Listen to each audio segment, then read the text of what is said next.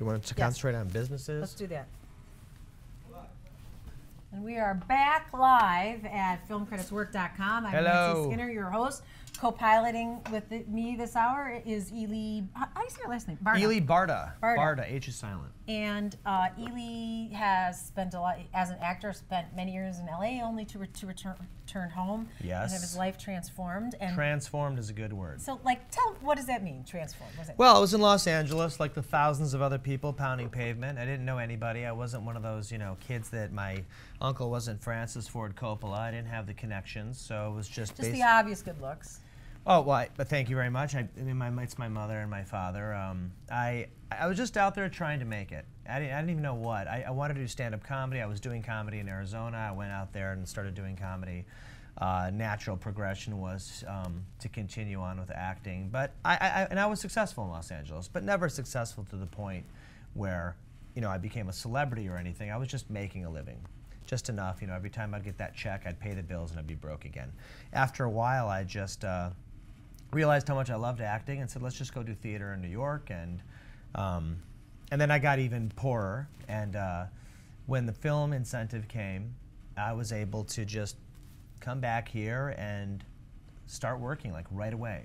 I worked on Sigourney Weaver's movie Prayers for Bobby. Then I was sidekick to Cuba Gooding Jr. on Gifted Hands, and it was just it just escalated, and it was acting roles to acting roles to acting roles, and then the stunt thing blew up, and it was acting and stunts, and because of what was happening here, and the other thing was I was on set with producers, I was on set with directors, people that are normally not in town that I could network with, and I became friends with them, and next thing you know, you're at dinner with them, and they're inviting you to come over to their houses, and if you're in LA, why don't you stop by?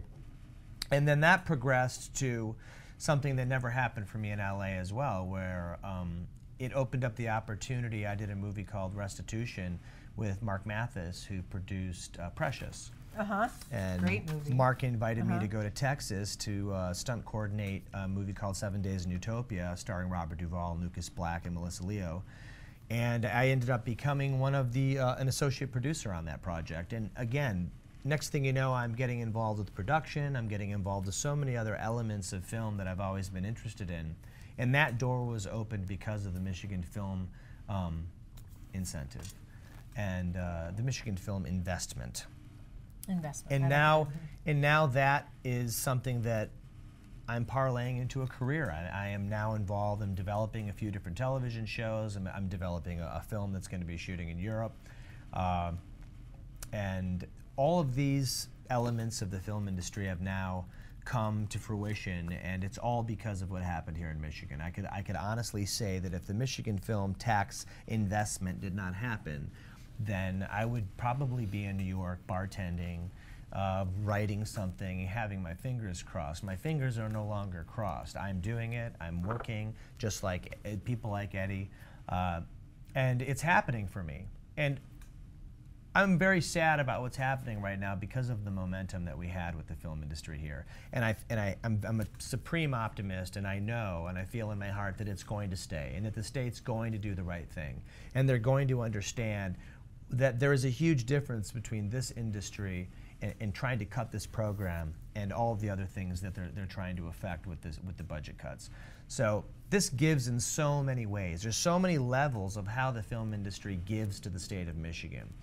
And when I hear politicians talking about, well, for every dollar we spend, we get 22 cents or whatever back, that is just an irrelevant point because... Of course, yeah, you were talking about one state rep, I don't even know if I should name him, but he said every time... Name him! Name him! Tom McMillan of Tom Rochester McMillan. said at a forum we were both at, yes, that every time a movie comes to Michigan, we lose jobs and money. We lose jobs and money. Tom McMillan... everyone in the audience kept asking him, can you explain that, sir? How do we lose how do we lose? I mean, you could make the argument about how much multiplier effect there is, where that lies. How do we lose money? And I didn't. Did you ever?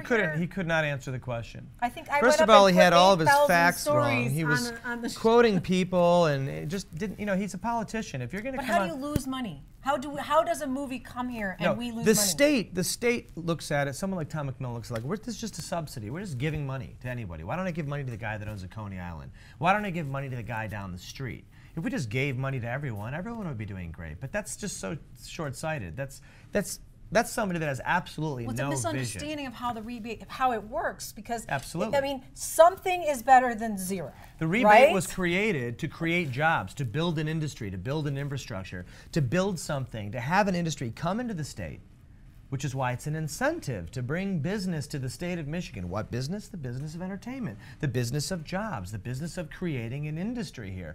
I'm asking you this. What industry was supporting the state of Michigan? What industry was coming here and moving to town and saying, you know what, we're going to set up camp in the state of Michigan because this is going to be our new home?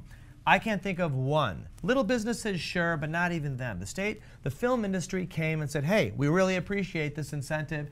We're going to be able to make movies we normally couldn't make. A lot of movies, keep in mind, you know, they have a specific budget when they do these, when they budget these films out. Some people just have just enough, but they're not quite there yet.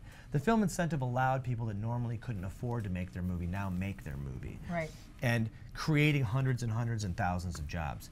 This just was a windfall of so many things. I mean, we're talking the businesses. I have personal friends of mine that own restaurants in Royal Oak and Detroit that will tell you that their businesses were tenfold as far as profits. That their lives literally changed. They had to bring on more people to deal with how packed their restaurants were. And businesses that were closed down that used to be auto industry companies, you know, the restaurant Ronin, Custom Creations, there's so many businesses. Custom Creations is a perfect example. These are a bunch of guys that are absolute geniuses at what they do. People like Russell and Dean Terrell and Terrell Effects. These people are geniuses at what they do. And they created a huge business to support effects for the industry. Mm-hmm. Well, we'll have endless stories, and I'm going to play one of those videos now for you. But before you leave, I want you to have your chance here. We have other people who have created businesses out of thin air, and they're going to come join me. But Ely, you've been a great success story in this whole industry in Michigan and from Michigan. So what would you, in your final words here, have to say to the people who are watching this webcast to do to get involved? Because a lot of people feel like, what can I do? I'm just one little person. I might care about the film industry, but that doesn't mean I can affect it. You can affect it. You can affect it in a great way. People that just sit back and witness what we're trying to do, and anyone that's trying to keep this thing here, sitting there isn't accomplishing anything. And you have to understand that every single face that is there, whether it's at the Amend It, Don't End It rally, whether it's watching this, whether it's donating your money, it matters. People want to hear that you care. And if you really do love the entertainment industry, if you're passionate about movies and you're passionate about your state, it's important for you to get up off the couch and show up. I have friends of mine that aren't even in the film industry that come and support what we're trying to do to keep the incentive here, because they understand first and foremost what it does for the state. Not just the individual people that are working in the industry, but the state as a whole, and giving hope to the state and bringing back life to the state that, let's face it, Detroit was sort of on a downturn and people didn't know what the future of Michigan was going to be. And this single-handedly turned it around, and you can affect that so greatly by getting involved, talking to legislators, writing letters, getting involved in any way you possibly can. And ask the people that you're friends with. It's a domino effect. Ask the person that cuts your hair in the restaurant down the street and in the dealership that you have your car fixed at. Ask them if they've been affected by this, and I can guarantee the answer is going to be yes. And everybody that I've spoken with and that I've seen is understanding the great benefit of the Michigan film industry. And it would be a great shame to just cut it off. What's going to replace it? What are we going to do? What other industry is coming here? Who's knocking on Michigan's door? Seriously. They're not. So They're not. But here's how you can fight back. And they're with, attending all these, writing your legislator. But politically, I'll tell you this. When these stories are told in video and they're on ads on ESPN, on Fox, which are the two most watched stations in Lansing for legislators, when they're on Detroit Metro across Comcast and WOW, when they're in Grand Rapids, when people actually see these real stories and know, a lot of people don't even know that this means the whole industry is going to go, the phones start ringing off the hook. Yes. The legislators get worried. They say, we got to do something about it. So, you know, to ask people to put $10 of their money into an ad campaign to buy airtime is the most effective way to get the phones ringing in Lansing so that they say, okay, let's amend it, don't end it. And that is just simple. You know, I ran against Barack Obama in U.S. Senate primary in Illinois, went on to be a surrogate, worked for Governor Granholm. A lot of people know my history. So I know politics, and I know that they pay attention to the commercials because the commercials affect their poll numbers. They listen to their constituents. When their constituents are calling them, those are votes. So even though we do have a governor who seems set in his ways on this, when the legislators go to him and say, Governor, I can't support it, what they will do is they will start negotiating to amend it and don't end it. And that's how this and why we're doing this. $10. If you go to filmcreditswork.com, there's a link. You go to a Kickstarter project. It has right there, back this project. You enter your credit card. If we don't reach our total of $46,000, nothing. You will never get charged for it.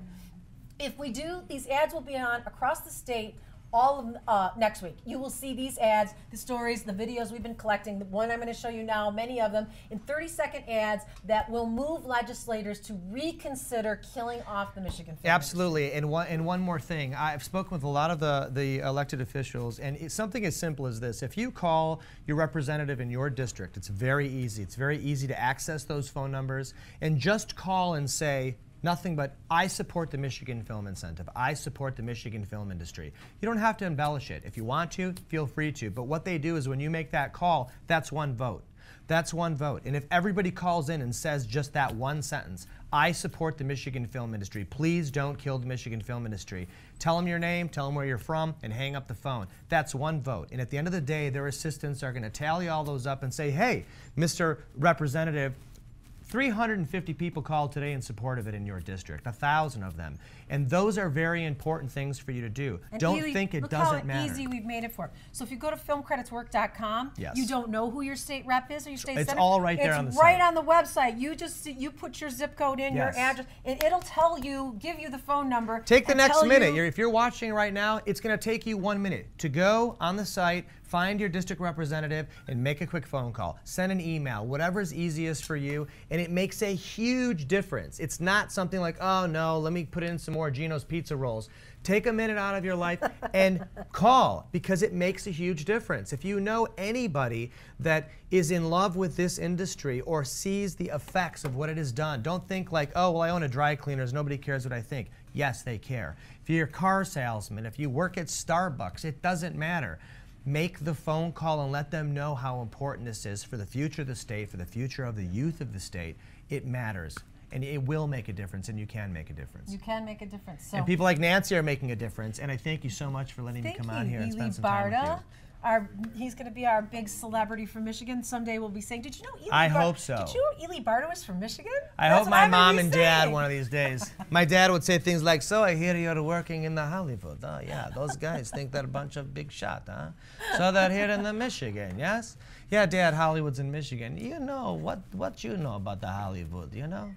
Well, Dad, you know, I've actually been working on a lot of movies with celebrities. You work with a celebrity? No, you're full of it. I don't believe you. Hey, did you know your son is a liar? Oh, so anyway, that's my dad impression. That's a very good dad impression. Yeah, so you know I was in the Birmingham and I saw, what's his name? You know, the big guy. Which guy? You know the guy over there, he got the head on him with the nails. Which guy? Wolverine? Yeah, the guy for the Wolverine. Hugh Jackman. You know, he's a good-looking guy. Yeah, he's a anyway, real good thank you so guy. much. Ely Barta, thanks a lot. Take care of Thanks yourself. So much for coming in. Give him a hand, folks, the audience. Okay, great. Looks like we got things really rocking and rolling here. Coming up next, we have some other great people who have succeeded in creating businesses and working. Mary Hannigan's going to be up next, Marissa Gagino, some young actors, Etha Marcus. But I want to show you some of the videos that we're collecting here too, as well, that we already have collected, that will be the basis of our ad campaign. The next video you'll see, the next person is Kay Finn. So take a moment and hear a story. I'm sorry, Kim Fay. take a moment and hear Kim Fay's story. And I've been living in Detroit for quite some time, earning a living as doing faux treatments, mural installations for interior design for 17 years. That business dissolved along with Wall Street, and at that time a friend of mine whispered in my ear that I might want to look into the film industry. My skill set translated very easily into that, and it took me